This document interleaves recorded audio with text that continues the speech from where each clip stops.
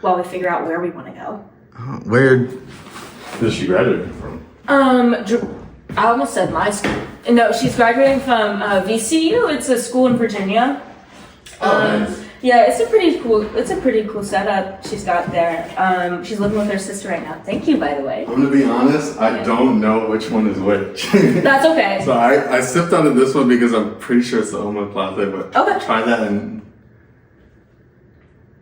Oh no, that tastes like the one I Okay, good. Yeah, you're good. Yeah, because I appreciate you going to Good People though, because that's course, like my go-to spot. Yeah, I used to live like right there, like right next to Good People. And yeah, that place is still one of the best coffees I've tried in LA. Oh, it's great. Yeah. I heard that they're trying to expand because I went one time and they were like asking about Virginia and they're like, they want to go East Coast. I was really? like, oh yeah, like, because my family's there. I'm like, I would love to go. Do they have multiple locations? I think so, but like only in LA so far. Oh, okay. Yeah. Okay. So like that was one in Long Beach or something. Oh, okay. I haven't been. But yeah, I mean, this is ambition only, you know. We're back. It's been a few weeks since we've had an episode, but we're back with a big episode. We've got Gray, aka glowe.fit, on the podcast. She's a big fitness influencer on Instagram, and do you have like other socials that you do as well? I did. At the start, I had like a main account and then my fitness account. And I ended up just solely posting on my fitness account. So the other one, it was private. I wasn't using that much. And then actually it got like hacked by someone, some random user who started posting random stuff. So I reported it and and that account was erased. What were they posting? Bro, it was this mom, some lady in China, and she was posting about her and her 2 kids. And it was like the captions were in English, but it did not make any sense.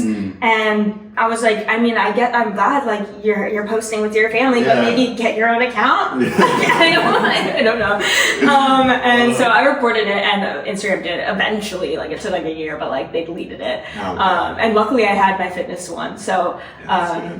So that was great because I was using that one with mainly anyway. So I'm just but as soon as that happened, I changed all my passwords because I was like, the fitness one became like my main one. And I was like, if I'm gonna have one that like gets hacked, absolutely it cannot be my go-to.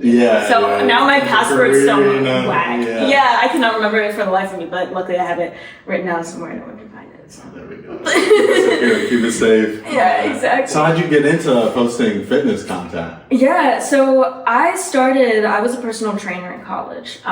So that ended up, it was a lot to deal with, full course load and clients. So I ended up kind of veering away from that, but I was a personal trainer for like 2 years. I mainly taught fitness classes, like we did high intensity interval training. And I just grew a passion, I think, for fitness, honestly, just muscle growth. I started from a really bad place with my body image and my relationship with exercise. I think a lot of women especially, well, a lot of people in general, when you're in high school, you're so impressionable, and there's so much pressure to look a certain way, and that certain way, for the most part, is not going to be conducive to your health. If you try to achieve this like ideal, extremely thin body image, like you're going to put yourself through the ringer, and in the worst way, it's going to create a really bad mindset. So I sought help. I got professional help with my eating disorder, which I was eventually diagnosed with. And then the fitness director at my gym, she was like, we see you coming in all the time. Like,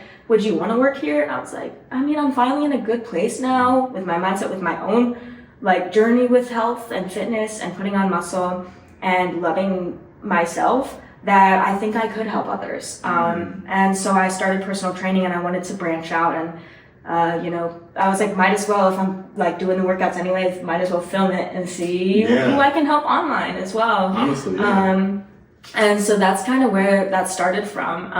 I did stop with the clients and everything, so I don't do that anymore, but I still try. I'm still certified, and I try to give, my best advice that I can on certain topics and create the space that I wish I could have seen when I was younger and more impressionable, because I want to like help people or even kids who are going through it and feel like they need to look a certain way, that like you can achieve your goals. If you want to change, you can. Make sure you're doing it for the right reasons. Yeah. And you're going to create a really healthy relationship with exercise, with food, and that supports like longevity, as opposed to just, you know, you don't, like, I don't know, I went through I had so many mistakes like in my process to getting here, to getting to a place where I can put on weight and be happy and like, I don't know, be the woman empowerment that I wish I could have seen. Like, it took a lot to get here, and I just, all I could want is to help others who were kind of in my same position, you know, when I was younger. So,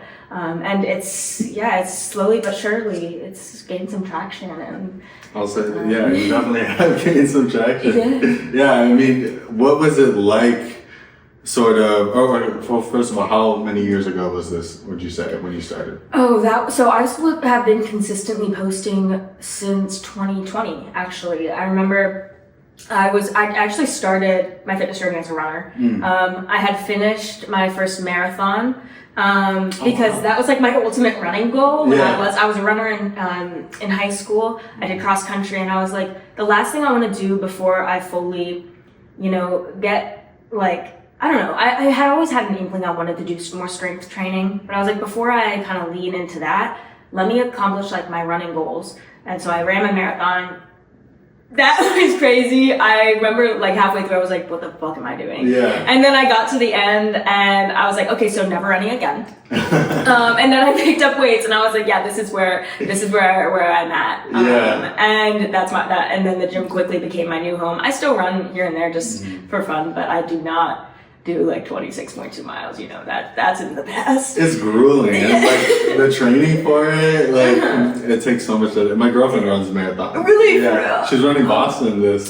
Damn, is that gonna be her first time? First time running Boston, Okay. Yeah, so good for her. Excited. But like she goes and wakes up and runs like 20 miles, and then like she'll be fine. Her just legs will be fine. Literally. I don't know how she does it. No, that was my past too. Like I'd run 20 miles for training or whatever, carry about my day, and my mom would be like, how are you not just sleeping? How did you not just actually pass away after that? I'm like, girl, I don't know, I've just been doing it for so long. But eventually got into the lifting. That's cool. So what was sort of the progression of sort of gaining traction? Because you have 2 videos that really popped off. One that's at like almost 3 million, and then one that's at 6 million. So I can't even imagine what that must feel like to have seen just those posts go up. So how's that work? Yeah, it was insane. Honestly, so that was right around when I feel like I started noticing more consistent traction, like, and more people coming to my account. Was actually the first time I mentioned my sexuality at all on my account.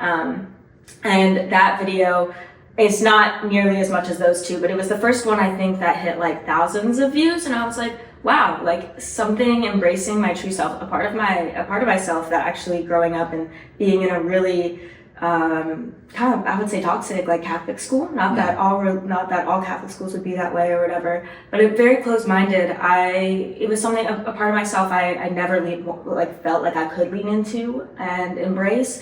And then as soon as I did on social media, I got so much positive attraction. I was like, oh, maybe this is good, and it kind of carried into my personal life. You know, just being willing to explore style and my sexuality and just do it like full-fledged and not care. Just literally stop giving a fuck about whatever anyone else has to say about it. And I did that for that video, and ever since then I was like, maybe I do this more. And so I started posting, because now I would say, while my account is still predominantly fitness-based, because that's what it started, it's definitely involving a lot more queer-based content, you know, embracing my my sexuality. It seems like just you're posting you. Yeah, exactly. Exactly right. Yeah, that's what I want my social media to be, is just a reflection of who I am. It's fitness, it's weird, silly, goofy humor that like when in middle school kids would make fun of me for, but now hey, now I'm like, well, at least I have character, at least I have something. Right, and I imagine it's a lot easier to think of ideas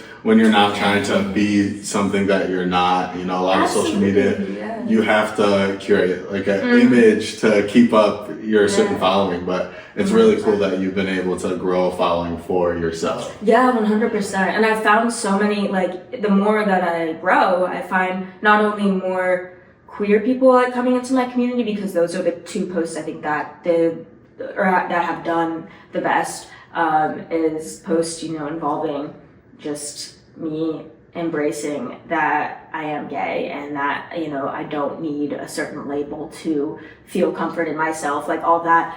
The more I embrace that, the more of a queer community I built online as well, but also just like I have noticed a gap in the fitness community. I see a lot of like straight fitness influencers, which is amazing, and I follow so many.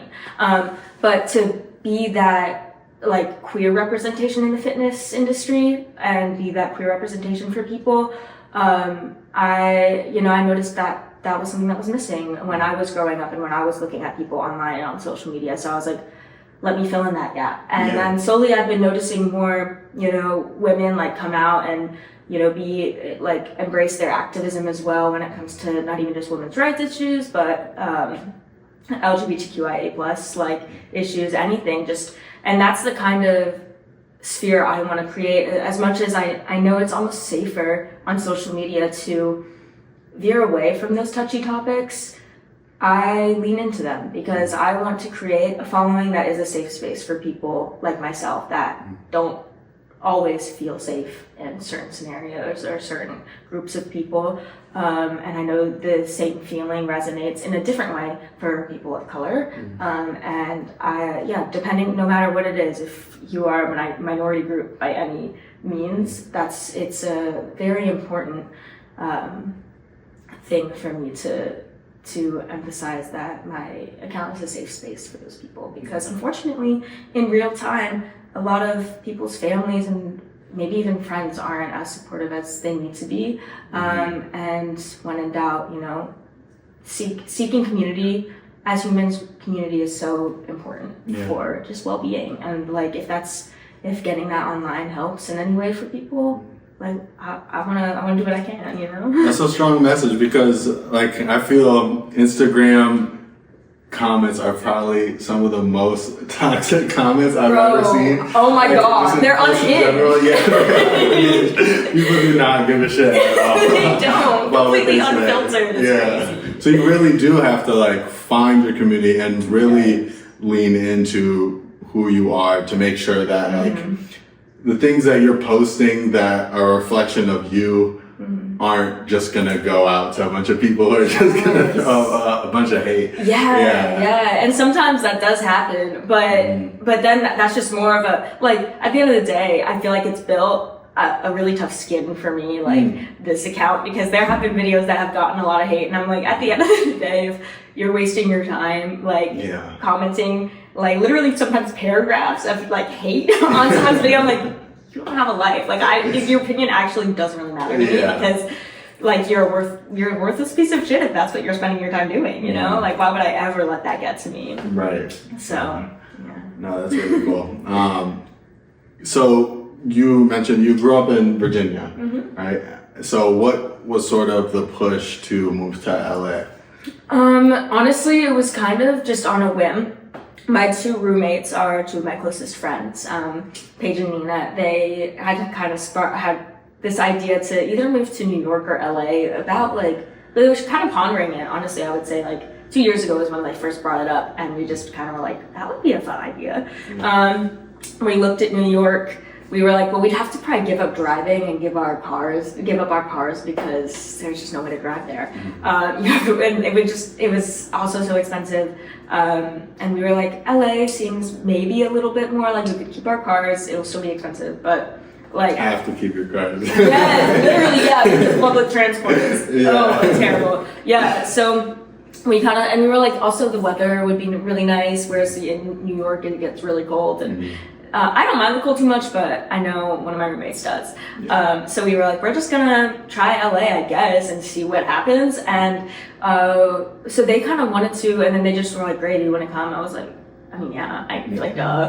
And so luckily, I feel very, very, very fortunate to have the support of my mom, like who she just wants to support me, you know, no matter what. She's like, if you want to go to LA, like she helps me with the finances a little bit because she's like, if that's your dream, I want to be able to facilitate that for you. And I was like, yeah, I mean, I feel like even though it wasn't me initiating the move really, I was like, there's a lot of opportunity there. And for my social media, because I had already been doing social media in Virginia, but I was like, LA is a great place for networking, connections. And that's what so many people there are trying to do. Might as well, you know, find my niche and like find other people with the same mindset.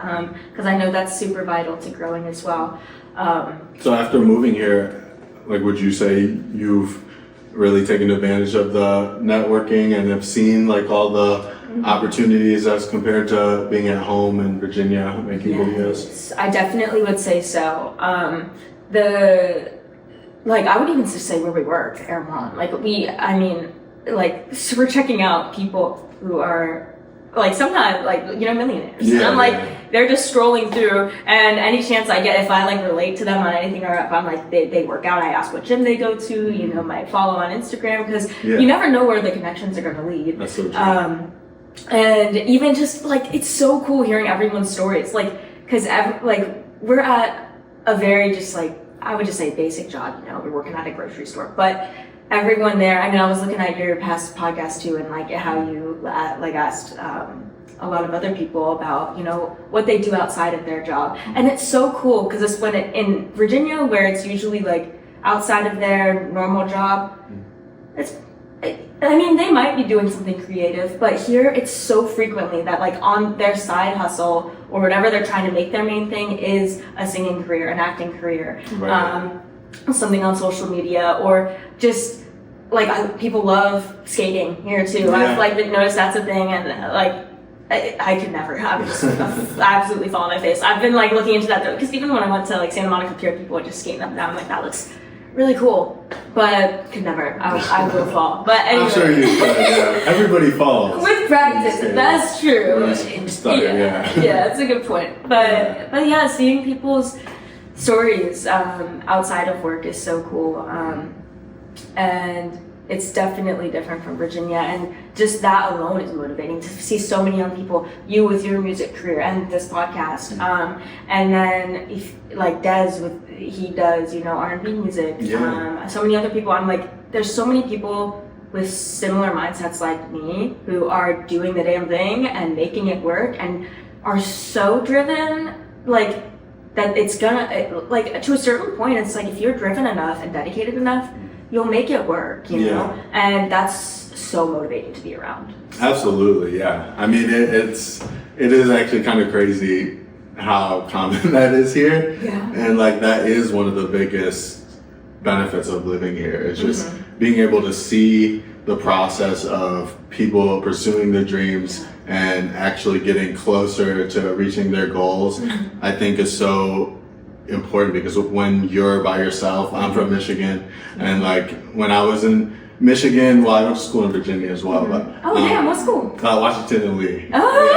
So like super like rich kids, like all white. Like, oh my god. It was so opposite to who I wanted to be. So when I felt like that isolated, it was hard to see like how to make things work for myself, and like if these, you know, aspirations of becoming a musician professionally was even possible, because you don't see anybody else doing it, so you're like, you don't know. How does that work? Literally, like just the start of the process, like how do I even get started? How do I do I look up my own mics? Like even just the little things like that. There's so few people doing it there that it's hard to know how, or meet people who know how so that they can teach you how. Like, but then here it's just like they're just like left and right. I mean, even there was this one person I checked out yesterday. I was like, she just gives the vibe that she's an actor. She's so put together.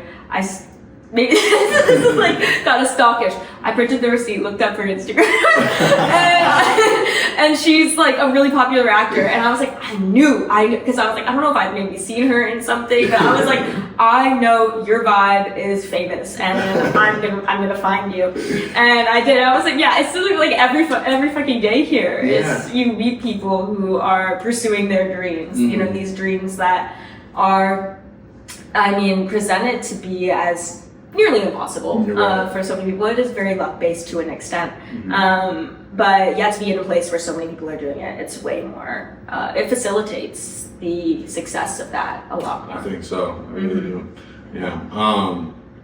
So I want to talk about your love of lifting more and like what that brings you. And if we could touch on that transition of how to put on muscle, you need to eat a lot, right? Yeah, right. And like, that's something that's a lot more difficult than people. Yes. Oh, it is. think. Yeah. It's really difficult. And so how did you make that transition to sort of struggling with your eating disorder to sort of like falling in love with lifting and putting on weight and like that type of goal that's like more positive? Yeah, it was a really long transition, honestly. I will say so much of my progress I attribute to, I sought help through a eating disorder therapist. So she specialized in helping kids with eating disorders. And she, like, I remember, she gave me like some really scary news that I was really underweight. I was like same height, but 90 pounds, which is like 50 pounds less than what I am now. And I was really not doing well. I mean, this might be even TMI, but like when you're a woman and that thin and your body is like, hey, we're not in a place where we can where you're barely surviving, no chance we could even have a baby. So like my period, I didn't even get that till I was 20, which was a big issue. It's a big issue for women's health. I think people don't really realize how important that is. So my eating disorder therapist, she was like, we need to get your menstrual cycle going, because for women at least, it's very important for bone health and just like the basic needs of your body, your bone health, your organs. Like our menstrual cycle plays a huge role in that. And so she was like, we need to get that going.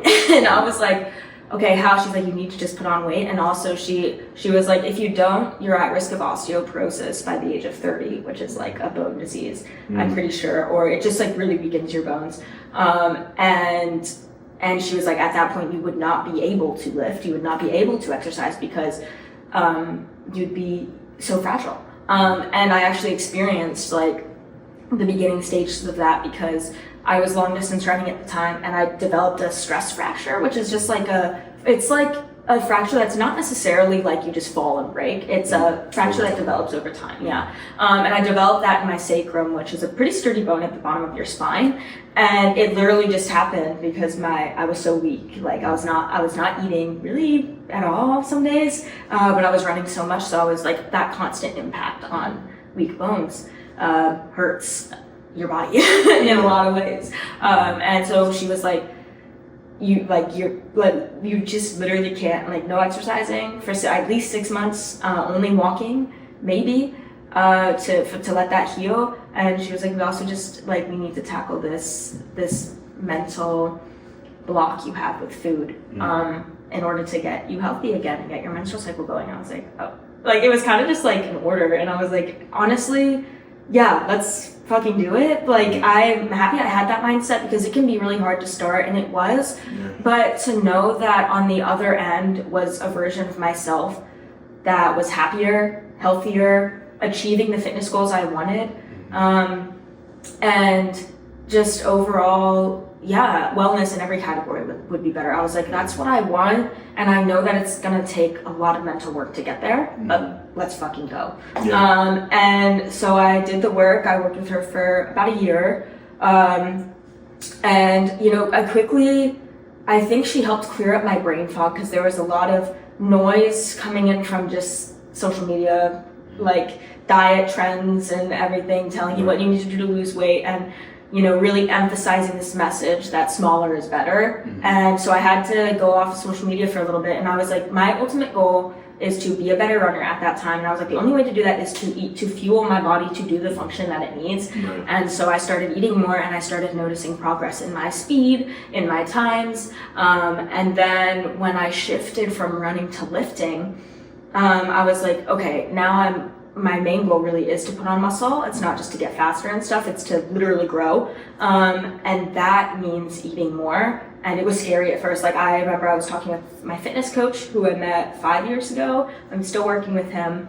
I met him soon after my eating disorder therapist. And he's dealt with teens who had like eating disorders too. And he also has helped bodybuilders. He's had an array of clients, lots of experience. And he was like, Gray, like at the end of the day, if your goal is to build muscle consistently, add weight to the barbell every time you squat, you deadlift, add weight, gradually add reps, all this, you need to be in a caloric surplus baseline. Like, you cannot, there's no way around that. And I was like, okay, word. And like, at first I was like, okay, it's hard because my mind was so set on losing weight. But it's like, you have to really just rewire and just like lean into the unknown. It's scary. It was terrifying. But I mean, I documented it all on my social media. I don't even like delete posts. Like hell, if you want, like, you can scroll all the way to the end, like, and see where I've started. And yeah, over the years total now, ever since I've been really seriously lifting, which I would say was about 3.5, 4 years ago, I've put on 40 pounds, maintained relatively, no, I was going to say relatively the same body fat. I was really low body fat at the start.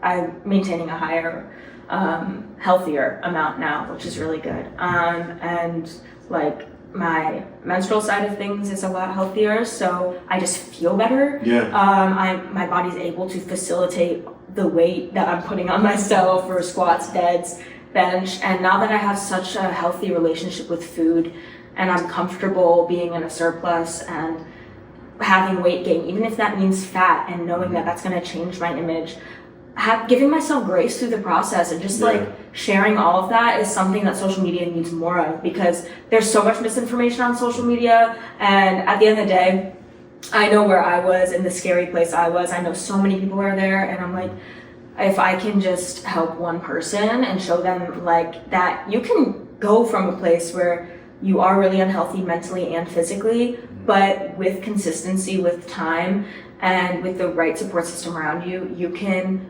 truly change your entire mentality and your body for the better in ways like you never possible. Like, bro, I was so hopeless. Like, I was so tiny, and I was like trying to be a good runner, getting injured. Like, it's such a dark place to come from. So you're really, when you're trying to get better, you're really leaning into the unknown. Like, I don't know if this is gonna work, but they're telling me it's gonna work. Like, the doctors are saying. So I guess they're kind of professionals, so I guess I can trust them. I don't know. And so you do. And then with time and fully, trusting the process. I know that's like such a repeated phrase everywhere. It's true. It's true, yeah. You gotta trust it. It's something, a lot of times, whatever the process is, every day is unknown for us, but just literally just try your best. Especially since like you can't really understand like the weight fluctuations of your body on a day-to-day, like water weight, like how much 100%. Water your muscles are holding. Like, literally, one day you'll wake up, you think like you hit a hard workout, the next day you're like expecting to look all big, and then you look in the mirror, your muscles are flying. You're like, what happened? Like, I literally cried in the gym yesterday, and I'm not looking like a big monstrous Hulk right now. What do you mean? Right, It's crazy. So there's so many things that take so much time to like build and to see come to fruition. 100%. Yeah, I think so much of my progress physically too translated to my mental progress, because it's like the gym is one of those things you don't get immediate gratification. You just don't. Like, you do a workout, and I mean, I'll see memes on social media all the time. It's like me after a glute day, like, and you're looking in the mirror trying to like check your ass. I'm like, one workout, obviously you're not gonna see a difference. I mean, you might have a pump, but that's not like I don't know, like a set in stone. Like, that'll go away. But you have to trust that with time, that does add up, and all that progress adds up. And yeah, learning to, I think, lifting taught me a lot of patience for myself, and then also understanding that mental change and mental growth sometimes, actually most of the time, takes honestly even longer than physical growth. Like, that's true. It's like years to unwire your brain from like learning, unlearning is way harder than learning. Like you naturally learn ways of thinking and mentalities around things based on just the information you're being fed on social media, how you grow up and everything, and to actively work to undo that, it takes a long time. But lifting taught me the patience for that, to just give yourself time, because it does not happen overnight. No. And I imagine like you fall in love with the process after a certain point. Like when you first start, maybe you're looking for a certain goal, but like as you do it for so long, it's more of like the routine of it and just like the catharsis of it all. I think that you really enjoy more. Yeah, 100%. Yeah, I will say at first it was like, I did have, at the very start, I was in the gym for the wrong reasons and whatnot, but slowly it started becoming, not only did I slowly start seeing the progress I wanted to, like I was putting on muscle, I was putting on fat and not being scared of a weight going up on the scale, like seeing the weight go up and be like, good, like that's what I want. And like seeing that mental shift of like not having fear from the number on the scale and embracing it actually. And also my physical, like it definitely grew to a point where I learned, and like now I'm at a point in my lifting journey where I'd say progress definitely slows down. So even the littlest things, like if I'm doing the same, same weight of like for squats as like a couple weeks ago from another volume week or something, so it's like lighter weight but more reps, but I get one more rep this workout, I'll be like, hell yeah. Like whereas before, like it's called like newbie gains at the start of like any person's lifting journey, you're kind of like notice progress is a lot faster, and you can add up bad weight and reps and sets kind of easier, but then the more you get into it, the progress really slows down. So the littlest of things will be like, fuck yeah. Or even, like there'll be some days it's just off, like you had bad sleep, or you slept perfectly fine, you're just like, I don't know, something in your personal life is off and it's really on your mind. And so just the consistency of, the gym, it is very cathartic. It's like every day I go in, I don't always know if it's going to be a good or bad workout, but I know that at the end of it, I did something for myself to be proud of. And even if, a lot of other things in life are going to shit, like I can be like, well, I still tried my best. I went to the gym, I did the thing that makes me feel good. And I'm taking care of myself. And that is something that feels, really good. That's awesome. Because it's not good, as they say, to put all your eggs in one basket. It's good to have different things in life where you can go to when one thing's not working out, where you can, say, I'm progressing in this at least, even though like this isn't progressing right now. Maybe I had a bad day at work, but I made a good post today. Okay, maybe I had a bad gym day, but I made a good post today. And like just sort of spread out like what you're working on, so that you can always like have different things to work on for different moods. 100%. Because if you're, like you said, putting all your eggs in one basket, then like you cannot have your happiness be solely defined by one thing in life. That's going to lead to your detriment, period. And I think I've definitely found that too. Like even just look at the little things, because like as much as like you said, if it's a bad day at work, that can really get to you mentally. But to be like, okay, but like aside from work, maybe it was bad because I showed up late, but I showed up late because I was at the gym. And this is an actual, story of events that happened. Yes. Anyway, but I had a really good workout and I was late to work. But I had a good workout, so it's fine. You gotta be able to have other things. There's always a positive, I think. And not to, I know toxic positivity is a thing. Don't be negative. Like just be happy, or like don't cry. Like I understand toxic positivity can be toxic, and there's a point at which you need to allow negative feelings to run through you and feel them and address them to get to the other side. But at the same time, I've learned frequently, more often than not, there is a positive to everything. And to focus on that as opposed to the negative, it has helped me so much. Because how else are you going to get through the day if you're just focusing on all the negatives of everything, you know?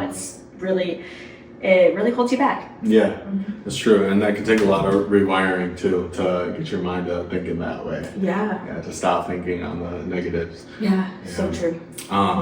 So what influencers sort of inspired you to like start social media, if any? Yeah. Like, what did you watch?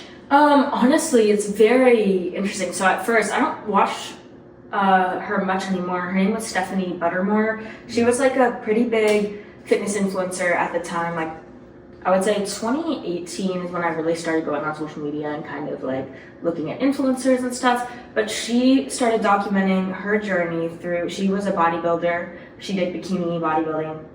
And it's notorious for especially women who are in bodybuilding. When you get at that peak, like super low body fat, and you are just like ripped to like, and you can see every like shred of the muscle. Basically, it's every single one of them. You almost have to develop an eating disorder. I mean, there's ways to do it that it won't happen. I don't want to just blatantly say that because there are measures you can take to prevent it. But a lot of times, an eating disorder is developed or I shouldn't say disorder, but just a toxic way of thinking around food and exercise. Because to be a woman and to get to force your body into that state, you have to lose your period. It's called amenorrhea. Like temporarily, women lose their period and sacrifice their bone health, their organ, like just like the health of their organs, like to get to this level. And she did that. And she was documenting her process and kind of the negatives of bodybuilding. She was still a bodybuilder, and like she was like she addressed all the positives and how much of an important goal it was for her to achieve that, and how like you can still maintain a healthy relationship with it, but you have to understand there's negative downfalls to it as well. And so she documented her journey from being at that like toxically low body fat and retraining her own brain to be like to bulk and to put on muscle and, you know, save her hunger. Like your hunger cues also go away. Like when you're starving yourself, basically, like not even they go away, they just really, you lose sight of like what is hungry for me. Like some people develop binge eating disorders. Anyway, she covered a lot of that, and she was the first influencer I had ever seen in the fitness scene to really fully dive into that and document her progress from being in a really bad mental and physical state to improving, putting on muscle, like improving her mentality around it. And I was like, she's what I want to be. Like I want that progress for myself because I knew I was also in a bad place. And so Stephanie Buttermore was probably the first influencer I saw who motivated me. And then her boyfriend, Jeff Nippert, he's really well known in fitness. Yeah, he's super science-based. Love his videos. So I kind of started watching them both at the same time. I still, I don't stay up to date with Stephanie's stuff much anymore, but Jeff Nippert, I'm still on his page like all the time because he breaks down the science of building muscle and just nutrition and how to properly fuel your body. He breaks it down in such an easily understood way, but he also cites his sources and like he's so reliable. I could not of all the influencers I'd recommend, he's one of my top. That's awesome. Yeah. So would you say you're a science-based lifter? Yeah, I would definitely say so. And that's my coach. I'm now because he's in Virginia. My coach is, his name is, why did I just forget? Oh, Quinn Fiskus. And he runs his own personal training out of his own small gym. And he's very science-based too.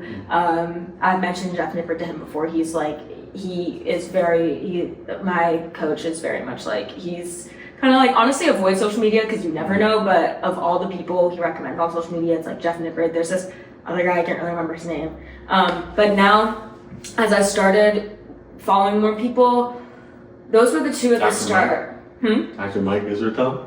Yes. Yeah. Yes. Yeah. Bro, I remember it was some weird name. Yeah. I just took a shot, but yeah, no, you got it. Yeah, I was like, it's in there. Yeah, and then actually now, I would say in the past 2 years, I've kind of been following more, because it's been the past 2 years for myself that I really especially leaned into building more, like putting on a lot of weight and like building not just muscle but fat, and like making sure I'm at a good fat percentage, because that also varies person to person, and finding out what that is for me was important. And so following influencers that are doing the same, they're like, that helped me a lot. So there's like one influencer particularly right now that I love a lot. Her name's Kelly Matthews. She also works with the fitness brand I want to work with. So yeah, it's called Honor Active. It's a women-owned and they're such good quality. It's all fitness, like fitness gear. It's like sweats, shorts, leggings, all the whole shebang. But she works for them, or not, I don't know, but she's an ambassador or affiliate, whatever the word is. Anyway, she is very much like, she is super strong, but does not, and she's a certified trainer too, so she's very much prioritizes citing her sources and giving out like quality information as opposed to just flashy stuff. I mean, of course she posts her body, like when you're in the fitness world, like your body is your art in a way. So like, of course there's that part of it, but I don't know, she's very big on, she's so strong, and any strong woman, regardless of what their image is, like I have mostly strength goals right now. So I'm following mostly women and men who are posting strength stuff, like how they're building strength and whatnot. I was kind of focused more on aesthetics and my body image, like at the start of my journey. So I was following more bodybuilders at that time because they're very focused on aesthetics. Right. Now, I like it a little bit, so I have some more isolation work worked into my own programming, but for the most part, I would say my program looks more like a power lifters program, because I just want to lift as much weight as possible.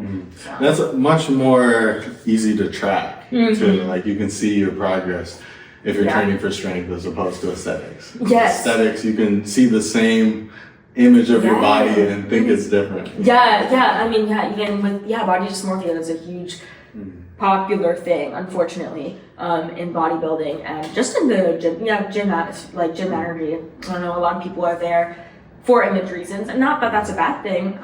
I think you should be able to, try your best to look however you want, as well as feel however you want. But yeah, sometimes it can be to the toxic point of you're staring at your body all the time, that you're going to a point where you're seeing things that aren't there. It might be scary. Yeah. What are some of the things that you bought into from social media early on that like you would never like promote now? Definitely, I would just say any narrative that's pushing women to go on quick fix diets is what I would kind of call them, because there's never a quick fix. So still to this day, as much as I feel like there's enough quality influencers now that are kind of outweighing the toxic misinformation that's all over social media, it's still out there. And there are still people who just for a buck, they'll partner with a brand that's like not even regulated by the FDA. It'll be like this de-bloat serum, and it's like put a little drop in your water and all that bloat that you have will go away, and it's showing like a girl sticking out her stomach, and then like the next day, she's like super thin. I'm like, this is crazy, because obviously it's like, you never know how many days are in between those clips. Also, who are you to say that it's solely that freaking serum that's doing that? Also, bro, the ingredients, it's like green tea extract and like lemon. I can put that in my water myself. Like, what do you mean? So it makes it seem like everybody's so bloated all the time. I know. I'm like, maybe, like, do y'all ever think at some point maybe it's not bloat? Yeah. Maybe it just, maybe try, like, to actually track your calories a little bit harder. I mean, because at the end, and then there'll be like, do this ab routine for a month and get abs. No, that's not how it works. Like, you just so happen to have a really low body fat and you don't carry a lot of fat in your abs and you have abs. And so you can actually post this and get a lot of views for it. Lucky you. Right. But most people, no, that's not going to be the case. Yeah, you need to have how everyone holds fat differently. Everyone's muscular system's different, how, like, where you hold more muscle. Everything's so different. To put a blanket statement like, this is the ab routine for you to get abs. Oh my God. Immediately I scroll because I'm like, that's a waste of my time. I know that shit's like terrible. And also I know the quality of that influencer is it's nothing I want to get involved with, because I'm like, especially if because there are certified people who put that stuff out and like will partner with brands that are like using these supplements that claim so many things that are not real. And I mean, at the end of the day, fitness is pretty straightforward. Yeah. Like it's, the way our bodies work has been around for thousands of years.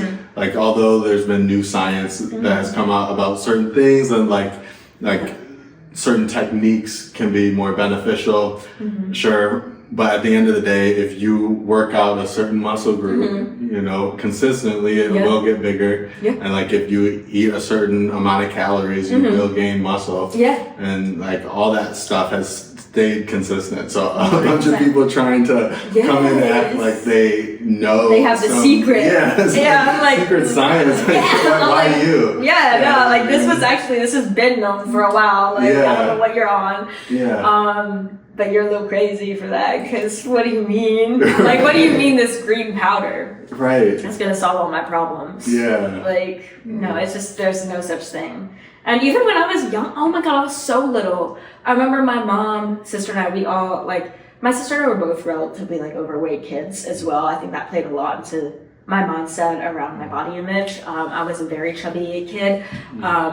And there was like weight loss pills like that were more popularized and more accessible to people. And I remember when I was like in middle school, like my mom wanted to try it. She didn't even need to, but she was also under the influence that she needed to fix her body, which was unfortunate. And my sister and I, we were all like, oh, let's all try. Girl, it didn't do shit. No, we were taking it every day. We were like, we're gonna be so skinny. And no, because that's not erasing the fucking McDonald's that we're eating every morning. It's not erasing the fact that I go to school, sit for hours, don't do a sport, and then get home and play video games. like there's gonna do nothing. Waste of money. It is, yeah. They're just trying to get your money. Yeah, for real. Oh. It's crazy. Yeah, but what would you say is next for you? Like, are you planning on starting a YouTube channel at some point? Yeah, I honestly think eventually. Yeah, I'm not sure how soon. I know long form content I am interested in. I used to edit, I had a YouTube channel in middle school. It was just like silly trends that I would do that were going around YouTube. And it was not fitness anything at all, but I really enjoyed editing those. I love the editing process. I don't know, some people hate it. I love content creation, like through and through, the filming of it, the editing it. I love it. It's like, it just brings me joy. And so I would love to do YouTube. I think I'm waiting to hopefully get a job that one day facilitates more of a regular schedule, so I can really just plan out like on my days off, like this will be my editing day, and like, because it's hard when the schedule's constantly changing. So hard, to really like dedicate blocks of time to my content. But maybe I'm hoping like with a job one day that is a little more stable, more regular with the schedule, and pays a little bit better, then I will have the tools I need to, facilitate the time I need to edit on another platform. Because TikTok and Instagram is mainly where I'm at right now, and I can do, and I've been managing that with personal life and work pretty well, but it's hard. Like YouTube, I haven't dabbled in YouTube editing, and you don't want to spread yourself thin. Exactly. Yeah. And I'm like right now my content on Insta is like growing pretty consistently, so I'm like I don't want to fuck with the process right now. I'm like, we're good. Maybe like I still have the idea of YouTube, I do, but we'll see. I had an idea for a podcast too at one point, but I think I was also, this was at the start of just this past year when my first video, like first viral video happened. I was like, that was actually when I was thinking about starting a podcast, and I was like, I'm just gonna like let this grow on its own. I don't want to fuck with the process. I don't want to, because I know, especially creatives, like we do tend to spread ourselves thin. Like, because we want to do so much, and we want to do like give our all in everything we do. But it's just not possible. Yeah, it's not. So you got to be careful. Especially with a regular job. Oh yeah, 9 to 5 is crazy. Well, it's not 9 to 5, but it's 8 hours a day. But yeah, that's the beautiful thing about social media is that once you grow a following on one platform, like you can get a lot of those people to join you on another platform if you decide to make something. So it's never like, you know, you're running out of time to start these things. You have to always be there in the future for you. Exactly. It's always an opportunity. Yeah, but that's awesome. If you have a podcast, I'd love to come on. Hey, no, trust and believe. Like if there is one, I mean, I'll be looking for people to have one, because I can't just talk to myself for actually no, I couldn't talk to myself for hours. But I would like to you know, have other people in the room other than just the voices in my head. That'd be nice. But thank you so much for coming on. Yes, absolutely. No, I'm so happy to. I'm so happy. Like as soon as you asked, I was like, oh my god, that's like perfect. I've never been on a podcast, but I've always thought. I mean, I love podcasts myself and dabbling, and so I'm so happy to have been able to come on, and that you wanted me on it. Well, I mean, we've never had a fitness influencer on here before, so I think it's like a great perspective that you gave on everything today. Like there's so much misinformation out there, like you said, on fitness, so I think it's really great to have people who are you know, pushing for the right things and like having healthy relationships with eating and fitness. So, absolutely. And just using social media for the better. Because I feel like it can be a toxic platform to just be on your phone all the time, but there are ways to use it to a point where it's not debilitating or it's not taking over your life, but use it in ways that, you know, fuel you. You can stay informed, not misinformed. You just got to know how to navigate it. There we go. Thank you guys so much for watching. This has been Ambition Only with AK the Hometown Hero and glowe.fit. Go follow her. Her link is going to be in the description to her Instagram. She posts great content on there, and stay tuned for what she has next. I can't wait. And thank you so much for having me on again. I really appreciate it. Of course. All right. Peace. Bye, guys. That was awesome. That was great.